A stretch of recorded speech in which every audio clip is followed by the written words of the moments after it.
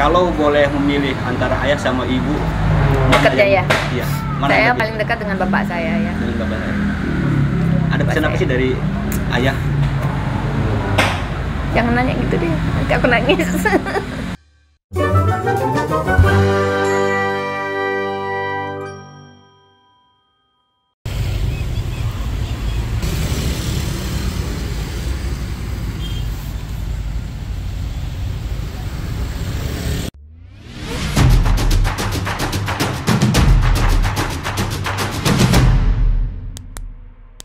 Baik, assalamualaikum warahmatullahi wabarakatuh. Berjumpa lagi di rumah Babe.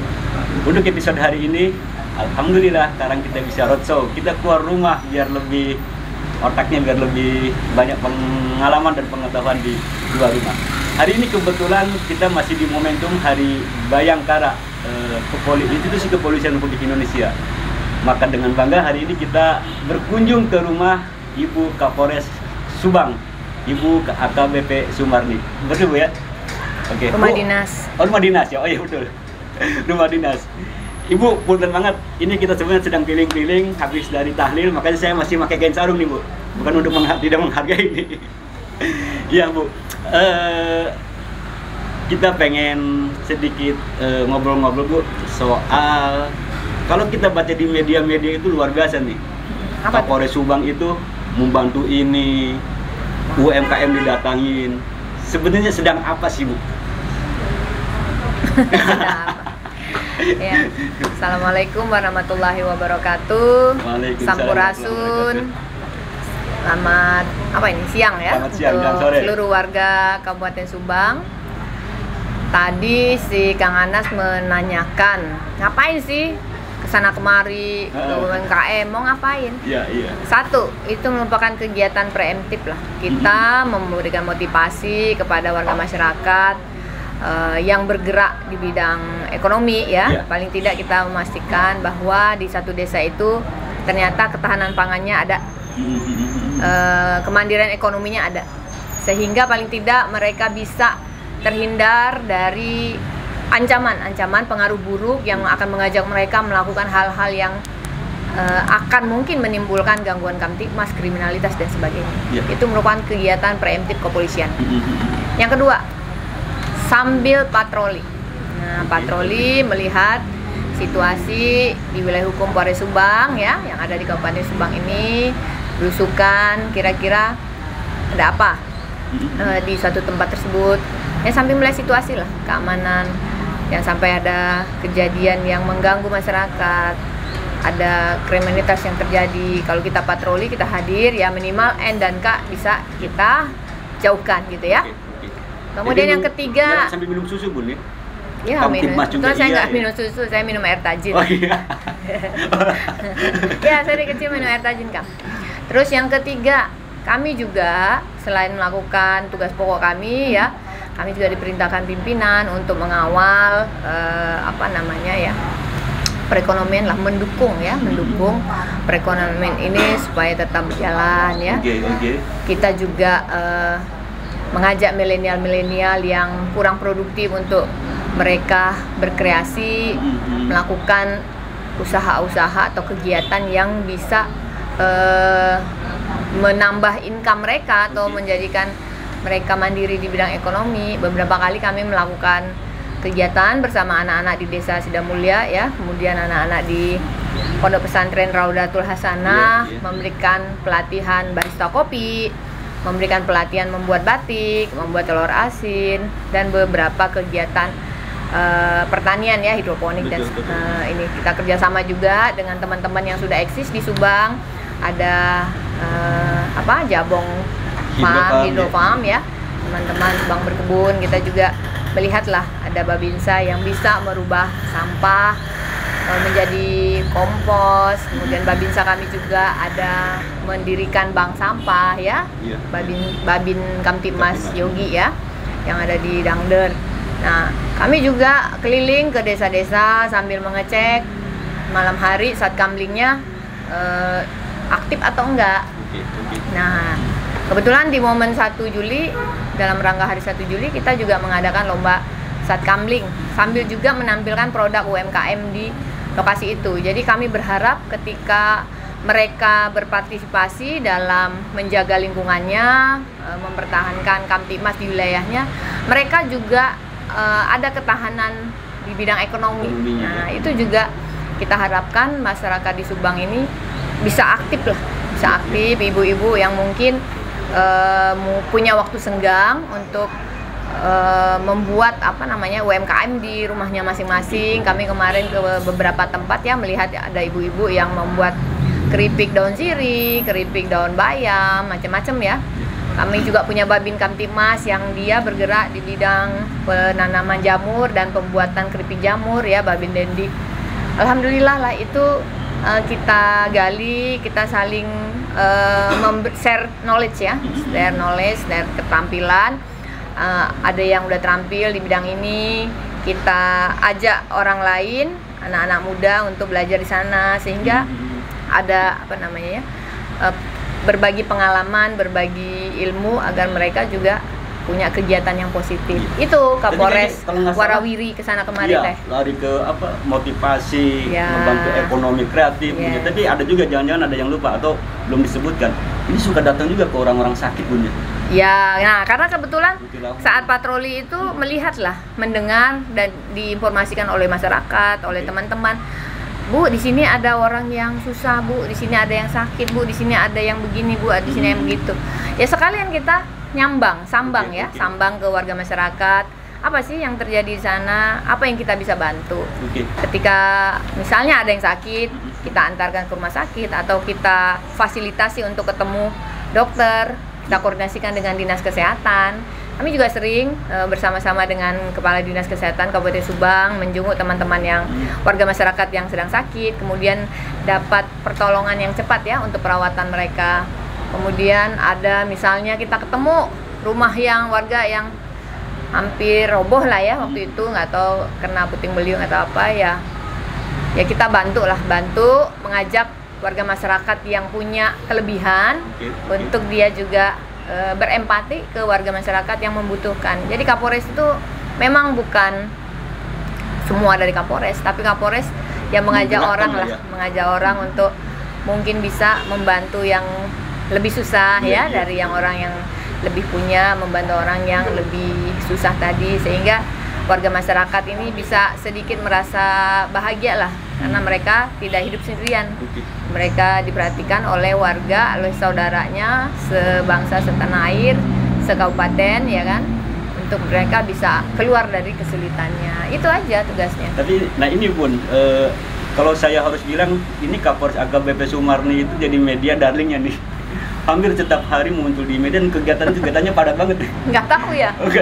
Nggak tahu juga saya. Artinya bahwa ini teman-teman media jangan-jangan juga mengapresiasi apa yang sudah dilakukan sama Bunda. Ya, alhamdulillah. Tetapi yang menjadi pertanyaan itu, jangankan Bunda yang cewek, Bunda ya cewek, saya yang cowok, ini nggak bisa loh kerja dalam satu hari itu harus sekian tempat. Nah, kenapa kan? Itu. Enggak, niat kan kita itu seperti hidup biasa aja. Ya karena kan saya orangnya dari kecil juga nggak bisa diam ya. Selalu kesana kemari gitu ya. Iya. Ya memang alhamdulillah saya diberikan energi yang lebih lah. Dan sampai saat ini sehat aja tuh. Apa yang menjadi tipsnya nih? Ya saya melakukan sesuatu bahagia aja dengan ini aja, dengan dengan perasaan biasa gitu loh. Tidak ada beban, tidak ada yang dibebankan juga kepada saya. Kamu harus kesana, enggak. Saya melakukan dengan hati saya gitu loh.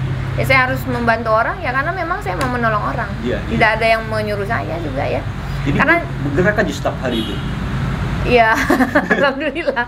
Kata Babin Kamtibmas saya ini buka pers ngider aja. Nah itu mas saya. Jangan-jangan waktunya 24,5 jam kan gitu. Iya. Ya, itulah. Tapi kita kan mengabdi. Sehat-sehat terus Bun ya. Sehat alhamdulillah. Masanya orang Covid alhamdulillah tuh saya bukannya takabur ya. Iya. Saya alhamdulillah belum terkena ada. Alhamdulillah sehat aja. Rumusnya membantu orang lah ya. Nggak tahu ya, saya juga kata orang-orang, Bu, makannya apa sih? Iya. Ya saya makan seperti orang makan biasa, malam juga makan nasi goreng. Terus pagi ya makan sama, siang jam makan. Minum. Ya, makanya. Vitaminnya ya. Ini kan yang jadi banyak pertanyaan. Ini luar biasa sih, cewek-cewek ngider. Muter aja muter. Ya karena saya melakukan, misalnya saya ke patroli naik motor, itu hobi, saya hobi ya, senang, Hobi, bahagia iya, gitu ya. iya. Dan melakukan sesuatu dengan bahagia kan mungkin jadi sehat juga ya. Ketika operasi ketupat, pengamanan arus mudik, itu kan capeknya luar biasa. Iya, betul, Tapi betul. karena saya pakai motor, wah itu bahagia juga. Adalah kebahagiaan di situ. Orang lain nggak naik motor di jalan tol, polisi teh bisa. Gitu kan. Mengatur kapan kontraflow, kapan ininya ya, sambil memantau one way waktu itu ya, yang ya luar biasa lah waktu harus mudik. Tahu sendiri, kita warawiri ngurusin orang yang parkir di jalan, makan di jalan, makan pinggir jalan gitu ya, yang sangat membahayakan. Itu kan perlu patroli naik motor itu. Tapi yang diaturnya nggak puasa. Pernah batal nggak lagi ngatur mudik? Alhamdulillah. Memang waktu itu pernah, suatu hari itu pernah haus sekali. Hausnya luar biasa. Saya sampai lemes gitu ya. Karena memang seharian di tol Cipali dan panasnya terik sekali. Tapi ketika jam 2 itu memang luar biasa hausnya. Tapi saya, ya Allah, tolong saya, ya Allah, jangan sampai saya buka puasa di sini. Tapi alhamdulillah setelah jam 4 itu perasaan haus, lapar itu nggak ada, hilang. Aneh ya. Dan alhamdulillah saya belum pernah batal puasa gara-gara ini ya, karena tidak puasa karena ini ya, karena kita perempuan ya. Itu ada masanya memang tidak berpuasa. Tapi saya curiga gini Bun, biasanya yang saya alamin juga, hari ini kuat, hari ini jadi hobi belusukan. Punten lah kalau saya bisa saya bilang belusukan, nyapa orang, membantu dan sebagainya. Ini biasanya tidak terlepas dari masa lalu atau masa kecil Bunda. Masa enggak juga ya? Bener nggak sih? Atau masa kecil dulu gimana sih? Ya kalau Orang masa kecil kan? gini, enggak. Saya masa kecil itu nggak pernah main ya. Iya. Jadi karena saya udah berapa kali sih ditanya teman-teman juga ya. Saya kecil itu hidupnya susah, keluarga saya susah ya. Oke. Memang suatu ketika bapak saya bekerja, dia mandor pelabuhan. Iya. Tapi ada satu masanya dia tidak bekerja waktu itu karena perusahaan pelayarannya tuh bangkrut ya. Jadinya perekonomian keluarga saya itu berantakan lah. Oke. Jadi agak kesusahan untuk makan dan segala macam. Nah saya waktu itu umur berapa ya? 10 tahun kali ya? 9 tahun kali. Ya melihat kondisi susah, saya juga berpikir apa sih yang bisa saya lakukan? Saya buat kue, saya jualan, saya buat boneka kertas, saya jual di sekolah, saya buat es apa tuh? Es plastik ya? Es plastik itu ya, es kacang hijau. Iya. Jualan di sekolah, pulang saya jualan. Jadi saya tuh nggak pernah punya waktu untuk main dengan teman-teman. Itu disuruh sama orang tua apa emang sendiri? Enggak, saya sendiri. Karena keprihatinan? Iya. Dan alhamdulillah saya dapat uang, saya tabung. Kalau lebaran itu saya nggak pernah dibeliin baju oleh orang tua, tapi saya beli sendiri dengan uang ini saya. Makanya saya sejak umur 9 tahun itu udah mandiri banget. 9 tahun? 9 tahun ya? Enggak. SD itu kan? Iya, Nah, itu saya- maksudnya. Iya. 9 tahun masih SD. Iya. Kalau kita ngeliat anak saya aja, yang 12 tahun kerja kan minta duit kan gitu. Itu Saya bisa kepikir mandiri gimana sih? Jadi ya nggak tahu ya, memang ya mungkin dari sananya ya. Melihat orang tua susah. Ibu saya juga jualan waktu itu. Ibu saya jualan nasi kuning, jualan macam-macam makanan, bubur gitu ya di rumah. Kemudian saya juga jualan kue, jualan macam-macam lah, coipan, donat, roti, macam-macam deh. Terus kalau sorenya saya ada waktu ke sungai ngambil udang, jual lagi, dijual lagi. Luar biasa lah. Dan saya melakukan itu semua dengan senang hati juga, nggak merasa saya tertekan, nggak merasa saya Happy terhina. ya? Dagang gitu Ya nggak happy ya, karena saya butuh lah ya, butuh. Dorongan kebutuhan. Dorongan kebutuhan. Alhamdulillah, saya nggak pernah melakukan hal-hal yang salah lah. Maksudnya gini, misalnya kita nggak punya sesuatu, melihat mangga di rumah orang kita ambil. Saya nggak pernah begitu, belum pernah. Dalam hidup saya itu belum pernah ngambil barang orang lain yang tanpa sepengetahuan ya, belum pernah. Paling pun kita kalau mau minta satu, minta ya. Ngomong lah ya. Tapi jarang lah, saya juga jarang minta sama orang. Dan saya mau, kalau saya perlu sesuatu, saya bekerja dan saya kumpulkan uang untuk beli itu.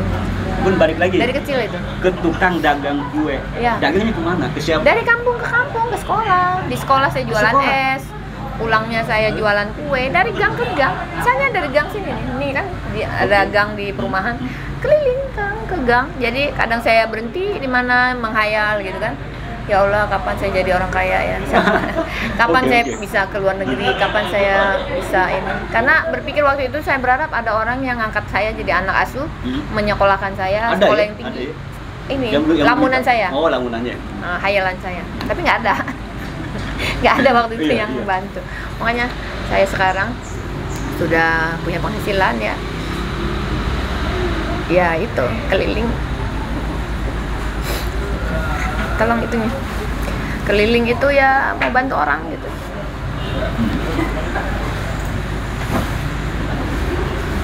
Jangan sampai orang tuh seperti saya. Ketika butuh bantuan tidak ada yang bantu. Nah, saya pernah di Sukabumi ya. Di Sukabumi itu saya melihat ada anak kecil, dia SMP ya, dia SMP jualan kue. Namanya Salma. Terus saya ini ngelihat beritanya gitu, saya datangin dia, kamu masih sekolah nggak? Dia bilang saya udah nggak sekolah bu, karena saya harus jualan gitu. Saya cerita sama dia, saya dulu juga kecil jual, tapi saya nggak putus sekolah. Saya belajar, saya ranking 1 di sekolah. Kamu harus bisa seperti saya gitu. Terus dia mungkin berpikir ya udah, Salma saya sekolahkan. Wah itu beritanya langsung di blow up itu oleh teman-teman ya di Sukabumi waktu itu. Akhirnya banyak datang ke Salma, pemuda setempat, dinas terkait juga menyekolahkan Salma ya. Akhirnya sekolahnya dia gratis. Tapi saya bilang Salma, kamu harus tetap sekolah, jangan putus asa. Pokoknya kamu kalau butuh bantuan ibu yang akan bantu. Akhirnya dia kemarin WA saya, ibu saya juara 2 katanya di sekolah. Wah, saya senang sekali gitu. Nah itu yang saya lakukan supaya apa ya? Ya jangan sampai kesulitan saya dulu itu terjadi ke orang lain gitu. Sebenarnya kalau boleh tahu, maaf banget tadi Bu ya, semiskin apa, seburuk apa sih Enggak kondisi sih. ekonomi itu sampai akhirnya Sebenarnya mendorong? gini ya, saya tuh dikatakan miskin banget juga enggak ya. Memang tapi sulit untuk misalnya kalau kita pengen sekolah ke les itu les yang bahasa Inggris macam-macam kan harus bayar ya. Nah itu kan kita nggak bisa karena memang ya terbatas lah. Uang itu untuk makan sehari-hari aja gitu kan. Istilahnya kalau ibu saya jualan nasi misalnya nasi itu ya, paling kan untuk kebutuhan sehari-hari. Saya juga jualan ya untuk kepentingan saya kan, jajan segala macam. Memang dikatakan sangat susah sampai nggak makan tuh nggak juga ya, kita makan tetap makan. Tapi saya melihat kesulitan keluarga saya, ya saya jangan menambah kesulitan gitu. Saya mau bantu orang tua saya, itu aja. Itu pernah dagang kue pernah ke teman? Hah? Ke teman-teman pernah? Ke teman Pernah sekolah? dong, pernah loh kan saya jualannya di sekolah. Oh iya makanya. Pulangnya jualan lagi di sebelah di ganggang. Malu nggak sih? Mahal. Enggak sih, waktu itu enggak lah. Enggak. Waktu itu nggak malu? Ada yang mungkin yang menghina ya, bagi saya cuek aja lah, ngapain juga, saya kan nggak nyolong. Bully kali. Nggak ada ya, waktu zaman saya tuh anak-anak belum pernah ada yang bully-bully lah. Mungkin dikatain hitam atau apa ya biasa lah ya. Tapi kalau bully jualan sih kayaknya saya rasa nggak ada ya. Mungkin ngomong di belakang mungkin ya, tapi saya juga nggak boleh suzon ya. Kayaknya nggak ada di depan saya. Jadi easy going aja ya, meskipun dagang di depan sama anak-anak, Iya. sama teman-teman lah bukan anak-anak. Pernah dibully waktu saya mau daftar polisi oleh tetangga sebelah rumah saya. Jadi saya latihan gitu kan, terus ditanya mau ngapain, mau seleksi masuk polisi. Terus kata tetangga saya, nggak mungkin nggak lulus, yang di sana banyak uang aja nggak lulus, begitu ya. Jadi saya bilang masa polisi pakai uang? Enggak, saya bilang. Dan saya membuktikan bahwa masuk polisi itu tidak pakai uang, karena saya yang lulus tanpa uang. Dan saya semua urus sendiri. Saya urus SKCK sendiri tanpa didampingi orang tua saya. Saya ngurus KTP sendiri tanpa didampingi orang tua saya. Saya semua kerjakan mandiri. Makanya saya mandiri banget orang. Yang nyuruh masuk polisi itu siapa? Sendiri ada, atau orang tua? Saya sendiri. Orang tua saya malah melarang. Melarang. Kenapa? Bapak saya melarang. Karena ya itu. Itu Karena nggak punya uang. Nanti gimana biayanya? Dan saya bilang tenang. Masuk polisi nggak pakai uang. Orang tua saya juga nggak percaya. Tapi alhamdulillah tuh saya membuktikan. Dan ketika saya lulus mereka juga tercengang-cengang. Kaget juga ya orang tua itu. Kaget lah, kaget luar biasa. Apalagi tetangga saya yang menghina itu. Udah nggak berani muncul di depan saya. Waktu itu punten lah kalau saya harus ini lihat lagi. Ini dari pedagang kue, anak-anak pedagang kue. Kemudian kok bisa gitu mikirnya saya harus jadi polisi. Gini, bukan. Waktu saya pulang SMA, kan saya jalan kaki ya. Iya. Dari SMA ke rumah itu jalan kaki. Kadang saya juga naik angkot. Kalau ada uang naik angkot. Tapi kadang-kadang uang angkotnya saya buat jajan. Jadi saya jalan kaki. Gitu. Nah jauh juga itu, hampir 5 kiloan lah. Jauh. Nah, terus saya lewat salah satu polsek di arah ke rumah saya pulang ya. Terus saya lihat penerimaan Bintara Polwan sebuah PK. Saya tanya Pak polisi di situ, oh ya ini syaratnya, dikasih syaratnya gini-gini. Akhirnya syarat-syarat itu saya penuhi lah, datang buat KTP, buat SKCK gitu kan. Kemudian ya menyiapkan semua loh, semua saya siapkan sendiri. Ikut tes juga sendiri, alhamdulillah lulus saya. Dan 4 orang perempuan itu dikirim ke Jakarta untuk tes seleksi akhir di Spolwan. Nah, akhirnya saya sekolah juga di situ. Orang tua saya itu bingung. Terus saya dari Kalimantan, ya mohon maaf, saya orang Pontianak ya, orang kampung. Memang rumah saya nggak di kampung-kampung amat, di kota. Orang tua saya nggak membekali apa-apa. Jadi jarang ke Jakarta itu? Iya, karena kan uangnya kan kalau naik pesawat kan waktu itu dianggarkan sama negara kan. Iya. Jadi kita nggak bawa apa-apa, ya bawa baju aja. Ya itu perjuangan lah. Itu SMA berarti ya? SMA. Sekonyol itu ya? Sekonyol itu. Jadi ketika misalnya di sekolah itu, di Spolwan itu ada libur, kan teman-teman didatengin keluarganya, dibawain kue, makanan ya. Saya nggak ada dibawain, tapi teman-teman ya baik ya. Ayo di sini aja gabung gitu. Kebetulan saya nggak ada keluarga waktu itu di Jakarta, tidak ada di Jawa itu nggak punya keluarga ya, sebatang kara. Tapi saya udah bertekad ya saya harus bisa gitu kan. Jangan sampai pulang nggak jadi polisi gitu kan. Luar biasa lah. Kalau saya ingat-ingat, kok bisa ya saya begitu ya? Aduh, jadi sedih ya. Hebat ini luar biasa. Gitu. Bun, biar nyantai kita minum dulu Bun. Iya. Jadi nangis nih gara-gara Kang Ahya mengingat masa lalu. Nah. Jadi saya nggak malu menceritakan ini ya. Kenapa? Jadi saya banyak melihat warga masyarakat itu banyak juga yang susah. Ekonomi keluarganya banyak yang susah, ada yang petani, ada yang buruh gitu ya. Saya lihat anak-anaknya itu ada juga yang nggak sekolah, ada yang sekolah tapi kadang-kadang punya nggak pede gitu ya. Saya masuk ke sekolah-sekolah, kemudian masuk ke pondok-pondok pesantren untuk menyampaikan cerita saya ini. Dan saya berharap mereka tidak putus asa untuk meraih cita-cita dan angan-angannya gitu loh. Saya contohnya, saya bisa, kamu juga bisa, pasti lebih dari saya. Tuh, itu semangat itu yang ingin saya sampaikan ke anak-anak milenial yang mungkin saat ini anak-anak kita itu agak sedikit rapuh gitu ya. Nah, mungkin beda kalau kita kan dulu lebih kuat lagi dipukul tangannya karena salah atau nggak pernah lapor sama orang tua kan, karena kalau lapor malah kita yang digebukin. Iya benar, malah lebih keras itu perjuangannya Kang Anas. Jadi nggak mudah ya menjadi seorang Kapolres. Orang lihat, wah enak banget Ibu Kapolres, dia nggak tahu hidup saya waktu kecil susah ya kan. Nah mungkin Allah itu melancarkan semua jalan hidup saya ya, karena memang karena kesulitan di masa lalu ya, itu kita juga harus sangat bersyukur. Ya Allah, kenapa sih kok saya muda banget ya, kok saya begini ya, kok saya begini ya. Mungkin Allah memberikan ujian yang lain ya, dalam bentuk yang lain kepada saya gitu loh. Mungkin dulu ujiannya kesulitan, sekarang ujiannya lain lagi kan, apakah saya bisa atau enggak. Bun, kalau saya itu kan kenapa saya sekarang jadi wartawan, meskipun saya anak santri lah ya. Saya selalu berpikir bahwa mengajar itu tidak hanya di pesantren atau di ruang pendidikan, tapi secara umum saya dengan tulisan saya adalah mengajar, mengedukasi. Nah, kalau Bunda sendiri punya ini nggak sih ide misi idealisnya secara personal itu, kenapa sih harus masuk polisi? Ya kalau di polisi kan saya juga melihat mereka bisa membantu orang lah ya. Misalnya inilah contoh kecil lah, waktu kecil ya bisa nangkap maling gitu loh, ya kan. Terus bisa yang salah-salah, yang lagi judi bisa ditangkap. Itu kan kita kesel tuh ngelihat orang mabok gitu kan.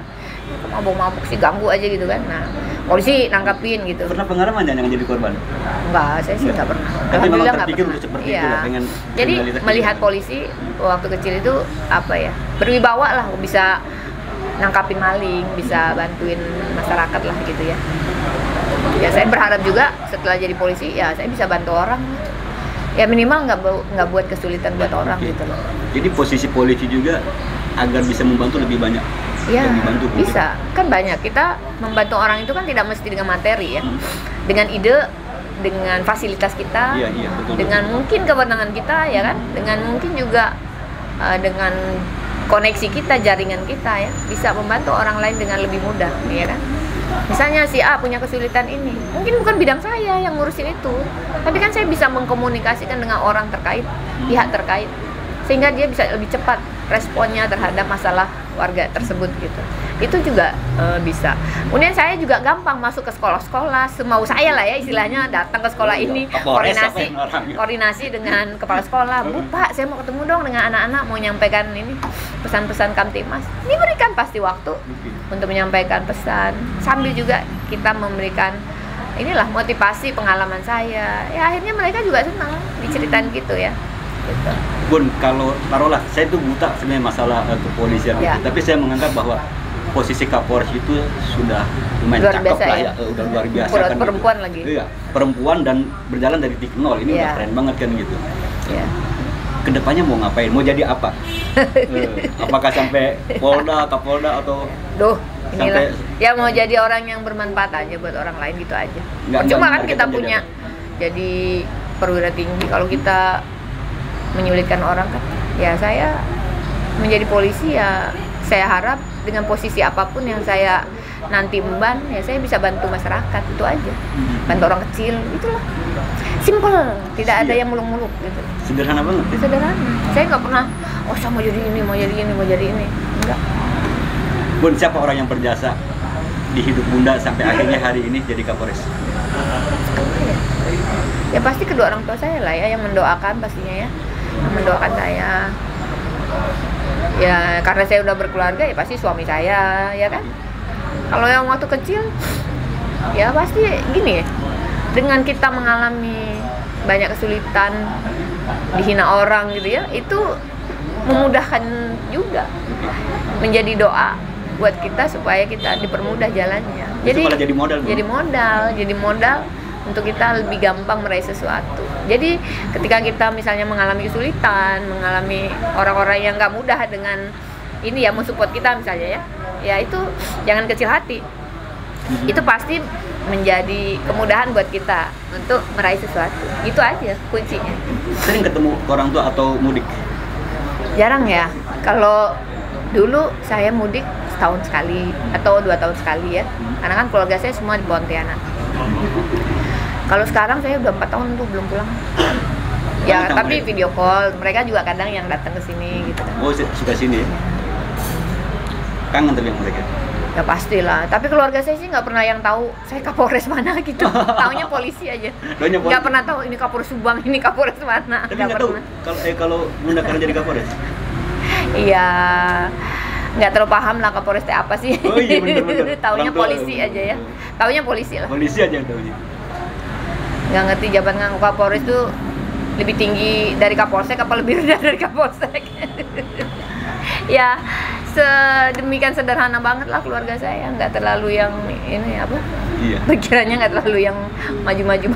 Kalau boleh memilih antara ayah sama ibu, mana Dekatnya yang- ya? Iya. Mana Saya yang lebih- paling dekat dengan bapak saya ya. dengan bapak saya. Ada pesan apa saya. sih dari ayah?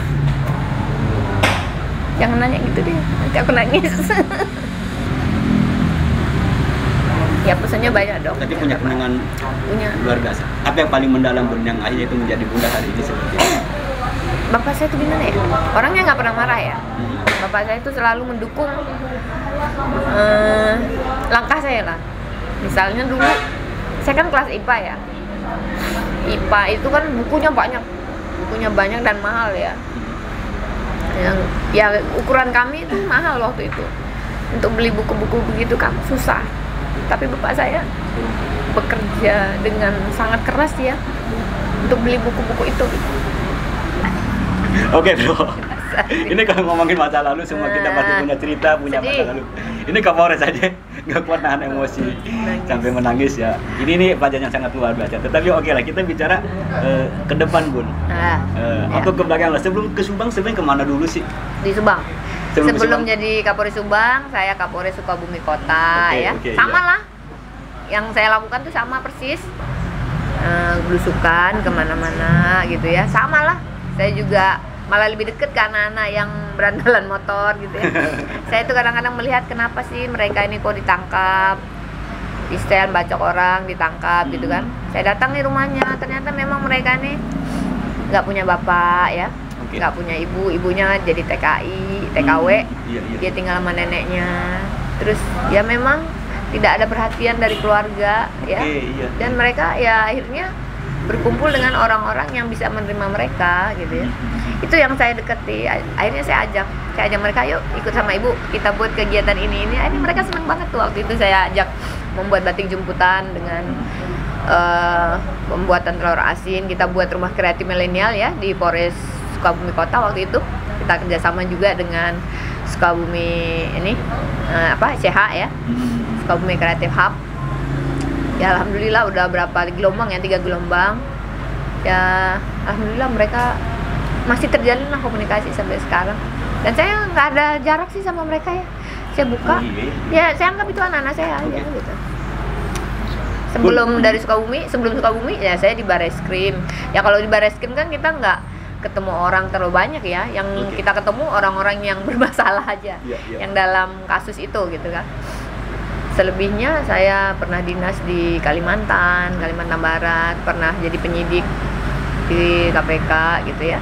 Pernah juga di lembaga pendidikan di Secapa Polri. Pernah jadi ADC ini BKO di ADC Menteri Perindustrian Perdagangan dulu. Pernah di Jakarta Utara di Satintelkam, Polres Jakarta Utara. Oke. Dari berbagai perjalanan sampai hari ini posisi jadi Kapolres di Subang, Bu. Kalau prinsip hidup Bunda itu termasuk pribadi yang mana nih? Orang yang menjemput takdir atau yang menjalani takdir? Menjalani aja. Menjalani takdir. Jadi gue yang besok gua mau jadi apa bodo amat lah ya. Iya. Begitu aja. Saya nggak pernah juga ngadep-ngadep orang. Jadi nggak termasuk orang yang nggak berambisius ya sama posisi ya? Enggak. Benar. Bun, ini ya, karena memang kan yang banyak itu yang anak-anak muda lah hari ini. Saya tadi emang betul juga ada banyak permasalahan di anak muda. Masalah tadi ada kenakalan, termasuk setelah SMA dia bekerja di mana kan itu. Padahal mereka punya skill. Bun, boleh disampaikan Bun ke teman-teman juga apa yang seharusnya generasi milenial itu lakukan untuk hidupnya ke depan? Iya, jika melihat dari pengalaman hidup saya, ya saya mengajak ya seluruh anak-anak generasi muda, anak-anak milenial, apapun kondisi kita saat ini, jangan menyerah. Ayo kita tetap gigih berjuang, meraih apa yang menjadi impian kita, harapan kita. Mungkin bagi yang teman-teman, anak-anakku yang kondisinya seperti saya dahulu, jangan patah semangat, berdoa, selalu beribadah, percayakan Allah itu akan membantu kita kalau kita memang melakukan yang baik. Kita berusaha, berikhtiar ya, berjuang, pasti bisa. Insya Allah, yakin aja, kita yakin kita pasti bisa. Tidak ada yang tidak mungkin jika Allah sudah mentakdirkan. Dan bagi yang anak-anak sudah mempunyai fasilitas yang mungkin lebih baik, pergunakan, manfaatkan itu untuk mendukung mencapai impian kamu. Jadilah generasi penerus yang bisa membawa kemajuan Indonesia ini ke depannya. Karena di 2045 nanti Indonesia ini kita harapkan menjadi Indonesia emas. Ayo, generasi muda harus tangguh meraih itu semua. Oke, hatur nuhun Bunda. Hatur nuhun untuk waktunya di tengah kesibukan saya ganggu. Hatur nuhun juga banyak inspirasi yang sangat luar biasa. Banyak air matanya. Terima kasih juga untuk air matanya. Ini amat sangat luar biasa. Oke Bro, apapun tidak ada kata menyerah, kekurangan dan kelebihan adalah modal besar kita. Kekurangannya menjadi motivasi, kelebihannya adalah menjadi kekuatan untuk kita meraih keberhasilan. Yang jelas tetap berperilaku positif, jangan ada kata negatif. Hatur nuhun sudah mampir di Rumah Babe. Selamat berjumpa lagi di episode berikutnya. Bunda, hatur nuhun. Hatur nuhun.